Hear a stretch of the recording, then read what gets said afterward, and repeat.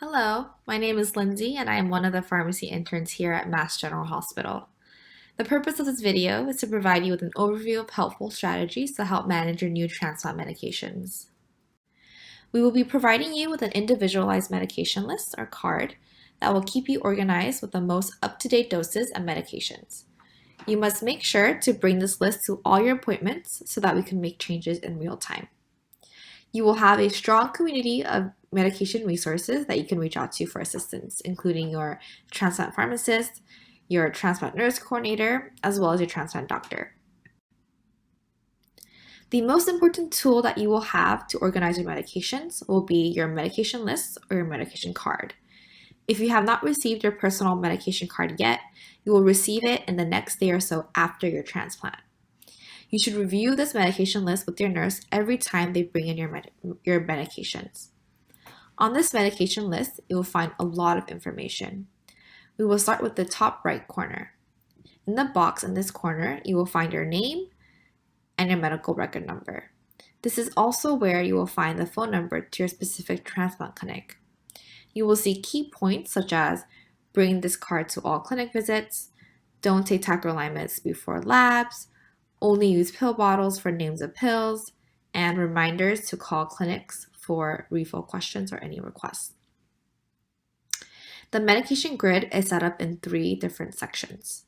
In the first section, we have the immunosuppression medications, also known as anti-rejection medications. The second section has the infection prevention medications, and then the final section, which will continue on to the next page, will have other medications. You will also see that this grid is divided into multiple columns. The first column is the medication name. It is important to note that most medications we use are generic, and therefore you will need to look for the generic name on the bottle. This is the name without the trademark symbol.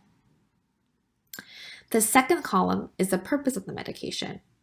The third column outlines how long you will likely take the medication, as well as note any specific considerations. And in the final 3 columns, this will be where you will fill in the specific dosing of your medications. Here we have the back side of the medication card. These medications are commonly used to help with pain and constipation after your surgery. We also highlight in the right lower boxes specific medications and foods to avoid. These will be discussed more in detail in the other videos. This is an example of what your medication list will look like when it is filled with your specific medication doses.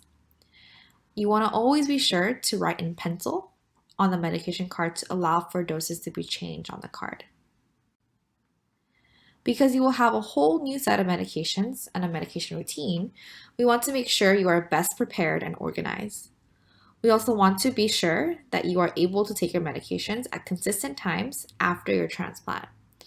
There are a number of options out there that will be helpful, such as setting alarms on your watch, utilizing reminders on your phones, filling pill boxes with alarms, or even downloading phone apps if you feel like you are tech savvy. We will obtain your initial 30-day supply of your new medications from a community Walgreens in Boston if you're interested in the service and if your insurance allows you to do so. These medications will be delivered to your bedside prior to discharge.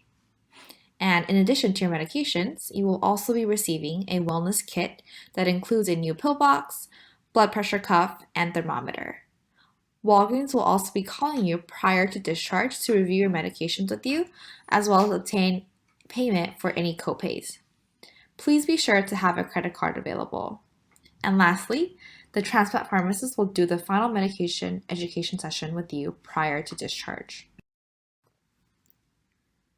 Pill boxes can be very helpful after transplant. With the number of new medications and pills you have, they help you keep organized. They can also serve as a double check or reminder to take your medications. If you plan to fill a pill box, we recommend filling it only a week at a time, given the number of medication and dose changes that can occur. Do not stop taking your medications or change the dose of your medications unless told to do so by a transplant coordinator or doctor. It is very important to be adherent to your medications. Adherence means taking medications exactly as your health provider says, and non-adherence leads to increased risk of rejection or infection. So why do some people struggle with adherence? It could be due to a multitude of reasons. It could be due to confusion or forgetfulness. It could be due to being unable to pay for these medications. It could be due to a lack of supply or refills, or it could also be due to experiencing side effects of the medications. If you were to forget to take a dose of your medications, it is important to take your medications as soon as you remember. If you are taking this particular medication twice a day, you should take your next scheduled dose at least 6 to 8 hours later. If it is only a once daily medication, do not take more than 1 dose per day. Again, it is very important that you do not miss any doses of your medications and that you are taking them at least on the same time each day. In terms of storing your medications, make sure to keep it in a cool, dry place and in an area that is easily accessible to you. Due to changes in temperature and moisture, avoid storing medications in bathrooms, kitchens, and cars. When looking for additional refills, it is important to be proactive and call in advance for future refills.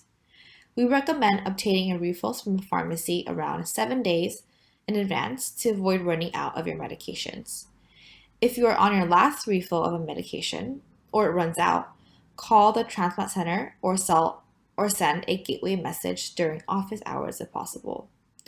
Refills for transplant medications are typically not given through your primary care doctor. At the end of the day, a successful transplant is highly dependent on you and how consistent you are with taking medications and keeping up with all your appointments and lab tests. In the beginning, there will be a lot of new changes within the first few weeks after your transplant, so it's very important to bring an updated medication list to all your appointments and to edit your list with a pencil. It is important to also keep in contact with all your healthcare professionals and caretakers and to take your medication every single day.